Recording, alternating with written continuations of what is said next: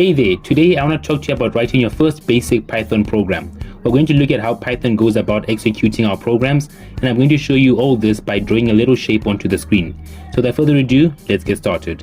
So over here we have our text editor, and any Python code that I write inside of this file is actually going to get executed by Python. So in other words, this file has a bunch of Python code inside of it, and basically what we're doing when we're programming is that we're giving the computer a set of instructions. And that's really what programming is. We're giving the computer a set of instructions, and the computer is going to go off and execute those instructions. And if we give it more complex instructions, the computer is going to perform more complex tasks. Let us use some Python code in order to draw out a little triangle onto the screen. To do that, we're going to use something called a print statement.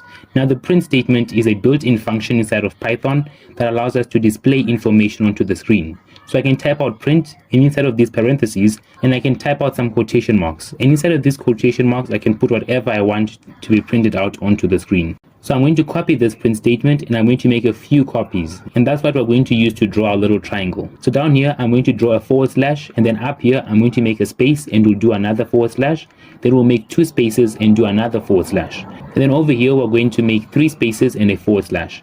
And I'm going to draw vertical bars going all the way down here. You can add some underscores just to complete the triangle. Now we have our triangle looking shape, and you can see it kind of looks like a right triangle. You can go ahead and save the file and then click on this arrow over here to run the program. And down here we have this little window called the console. And basically the console is a place where Python is going to output the code we have written. So when we use this print statement, we're basically telling Python, hey, can you print something out onto the console? And there's a lot of situations where we are going to want to see what's inside of our code. And that's when we use the print statements to print things out to the console. And in our case, we're going to be printing out this little triangle. So I'm going to go ahead and run the program, and as you can see down here, it's actually printing out the little triangle. So mission accomplished. We were able to print out our little triangle onto the screen, and we could really print out any shape as long as we were able to specify it inside of these print statements. So basically what Python is doing when I click the run button is that it's going to this file and it's looking at all of these instructions in order.